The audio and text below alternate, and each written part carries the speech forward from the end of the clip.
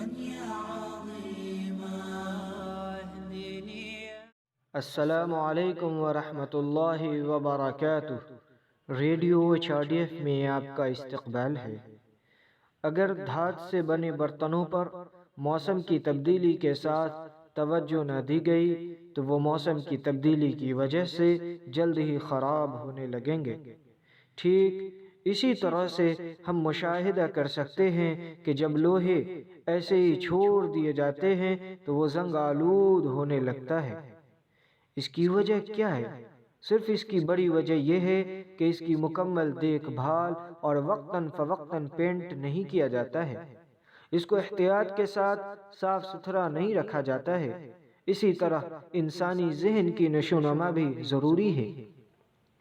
جس طرح پانی گرنے سے لوہا زنگ آلود ہو جاتا ہے، اسی طرح سے یہ دل بھی زنگ آلود ہونے لگتے ہیں۔ پھر کسی نے پوچھا، یا رسول اللہ، اس کو صاف کرنے کا کیا طریقہ ہے؟ نبی اکرم صلی اللہ علیہ وسلم نے فرمایا، صرف موت کی یاد اور قرآن کی تلاوت کی زیادتی ہی اس کو ختم کر سکتی ہے۔ جب موت سے بے فکری اور تلاوت قرآن سے دوری ہوگی تو لوگوں کے دل زنگ آلود اور گندے ہونے لگیں گے۔ اللہ ہمیں موت کو کثرت سے یاد رکھنے اور قرآن کی تلاوت کرنے کی توفیق عطا فرمائے تاکہ ہم اپنے ذہنوں کو منور کر سکیں۔ اللہم انت جعل القرآن ربیع قلبنا ونور صدرنا وجلاء حزننا وذہاب ہمنا۔ اے اللہ، قرآن مجید کو ہمارے دل کی بہار اور ہمارے سینے کا نور اور ہمارے غموں کا علاج اور ہمارے پریشانیوں کو دور کرنے والا بنا دے۔ اللہم اجعل القرآن حجت علینا، اے اللہ قرآن کو ہمارے حق میں حجت بنا دے۔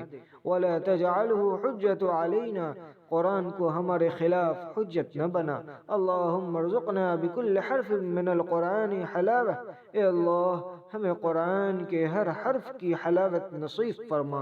اللہم ذکرنا منہ ما نسینا، اے اللہ جو ہم بھول چکے ہیں وہ ہمیں یاد دلا۔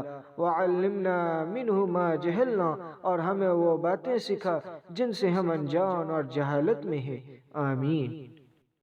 إلهي خذ بقلبي للرشد